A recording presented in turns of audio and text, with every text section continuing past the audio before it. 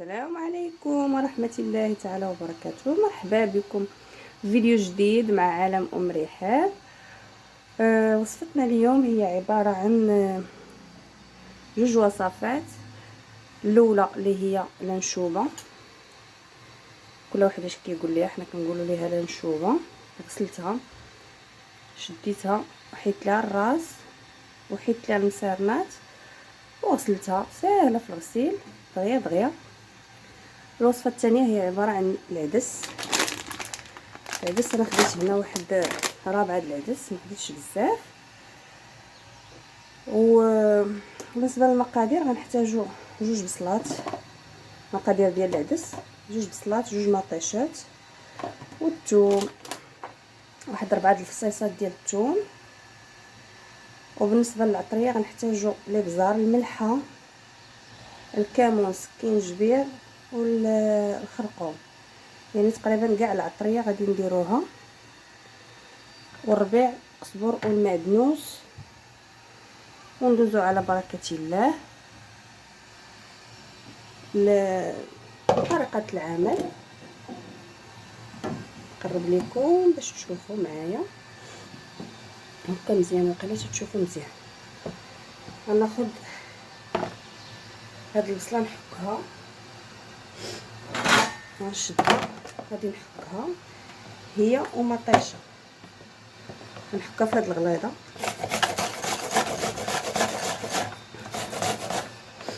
انا قبل دايره الماء كيطيب باش نرقد فيه هاد العدس. هاد العدس ضروري نقيه شويه، هو تيكون منقي هذا ديال سميتو، قولوا لي نتوما. هذا اللي تيكون في الساشيه تيكون منقي، حنا كندوزوه على قبل شي حجيره شي ضروري، وتنغسلوه وتنسلقوه، ماشي تنسلقوه، تنخليوه يطبخ في الماء ديالو بما وجدنا ليه لي زانغريديون ديالو، هاد المسائل الثومه والربيع وداكشي. صافي وتنلوحوه مباشره مع شويه زيت العود وشويه زيت المائده، وكنسدو عليه لمده ربع ساعه تيكون طيب. انا غنغسلو بعدا.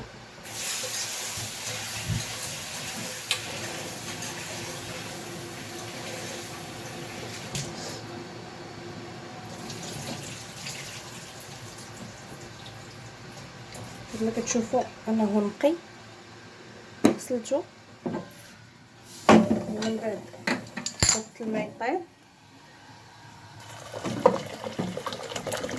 صافي الماء هو طاب، درت عليه داك الماء طيب وخليته كيغلي. بما وجدت انا هاد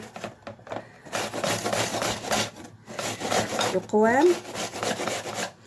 غنحك مطيشه وغادي نحك ديك البصله والربيع والثومه بحال هكا، غير في هاد الغليظه، ماشي مشكل، حيت نقدروا نشلضوها الا بغينا. الا ما بغيناش غنحكوها، انا علاش تنحكها تجيني احسن.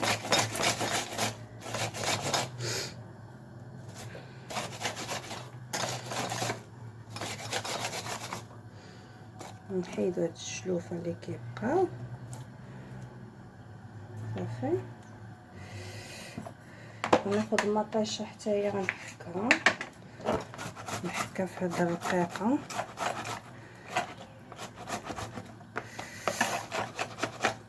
مطيشه اختياريه كتبقى، اللي كيبغي بزايد يزيد، انا تنبغيه ما كنبغيش حامض بزاف.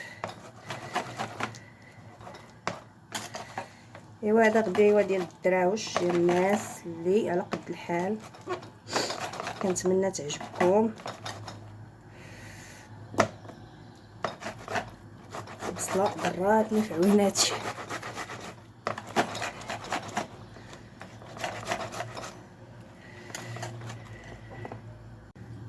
صافي من بعد ما حكيت انا البصله ومطيشه وديك الثومه حكيتهم كيعطينا هاد القوام هذا. غنزيد عليه الربيع، واحد 2-3 المعالق كبار ديال الربيع بارقه.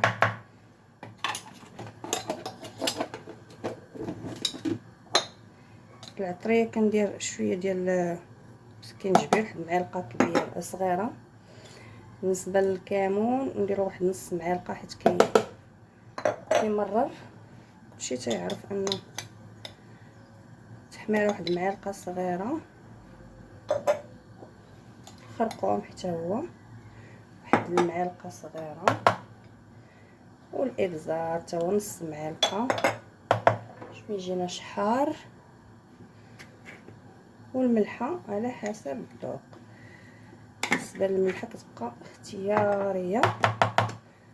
غناخذوا الزيت، نديروا شويه ديال زيت المائده غير شويه، وندير شويه ديال زيت العود حتى هو شويه كيتواتى معاه زيت العود. ايوا صافي غيكون غلا لينا العدس ديالنا. نشوفوه واش غلا. ها هو غلا. من بعد ما تيغلي صافي مباشره تنضيفوا داكشي اللي حضرنا بحال ما على داك المانيت، حيت حنا غاسلين العدس. صافي تنخليوه يطيب كما قلت، كنصدوا عليه واحد ربع ساعه ما نفوتوهاش حيت العدس طياب. صافي ونقليو داك الحوت.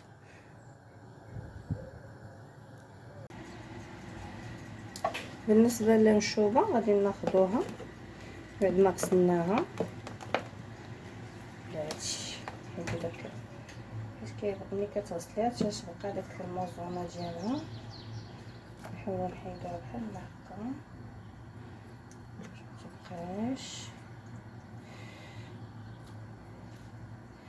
خديت هنا كيلو ديال النشوبه، بامكانكم تاخذوا اقل او اكثر حسب افراد العائله. صافي هذه هي الانشوبه ديالنا.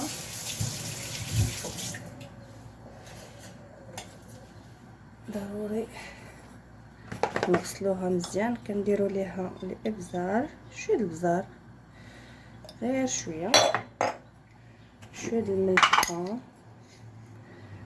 منساوش الحوت كيكون مالح، ما نكثروش الملحه. كنخلطوه صافي تنقليوها، تندوزوها في الدقيق يكون الزيت سخون ونقليوها.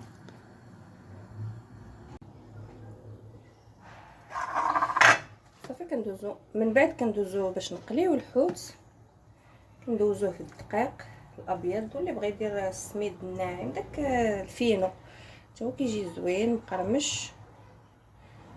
صافي ندوزو بحال هكا ونضربوه بحال هكا باش يحيد منو داك الدقيق. نشوفوا واش هادشي سخن، باقي شويه. كيجي بنين هو بلا شرموله بلا والو، متحتاجوش انكم ديروا الشرموله، غير شويه الملح والبزار. هادشي باش كنقليه انايا، كيجي بنين الصراحه.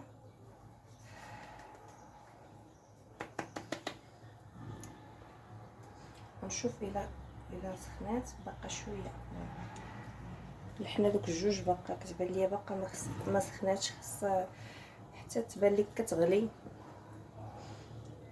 عاد تلوحي فيها الحوت باش ما يوسخنا بطاش، معليش. صافي نقدروا نديروا ليه الدقيق كامل بحال هكا ونخليوه ونقليوه شويه بشويه. نقدروا نديروه في الفران بلا ما نقليوه، نقدروا نديروه بحال هكا ونلوحوه في الفران كيتحمر.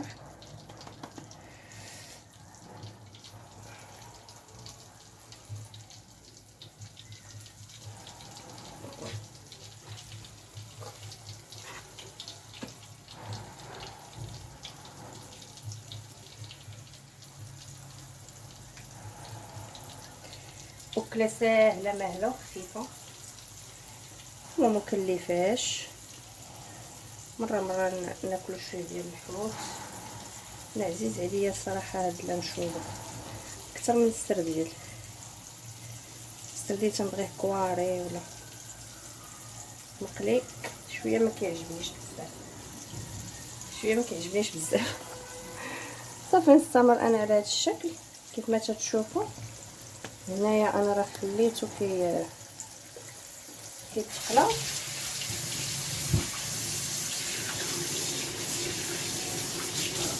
بالنسبه للعديسه ديالنا طابت وجدات، ها هي نحل معكم تشوفوا كتجي على هذا الشكل هذا. ما كندير لها لا مطيشه الحك لا والو، كنكتفي غير بمطيشه بلديه عاديه كتجي زوينه. صافي انا هنا غنخلي الحوت ديالي حتى يطيب، نقليه نكملو وندوزو للنتيجه النهائيه ان شاء الله. صافي الحوت ديالنا راه دغيا تيتقلى، ما خصناش نعطلوه بحال ما هكا. الله يتحمر لينا شويه.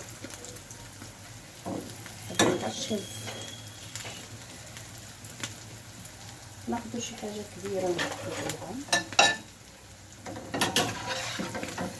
بحال هكا.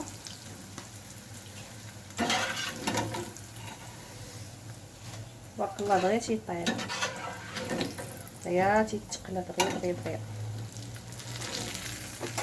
صافي من بعد كنحيدو واحد الكونتيتي وكنزيدو وحده اخرى ونستمروا على هذا الشكل هذا حتى كنكملوا كاع الكميه اللي عندنا. صافي أكلة في دقيقة، ساهل هادشي، ساهل بزاف،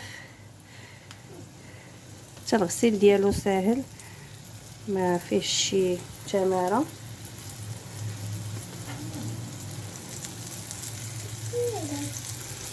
كنستمر على هذا الشكل هذا تنسالي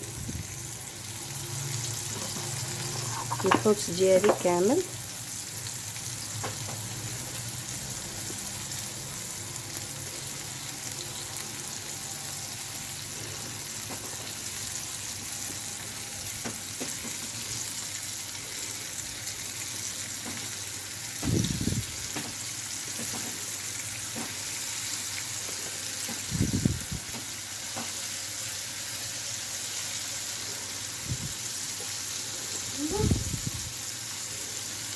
صافي ومن بعد ما نسالي نوريكم النتيجه النهائيه. بركه بقاو ليا شي 4 الحبات ولا 5 وغادي نسالي.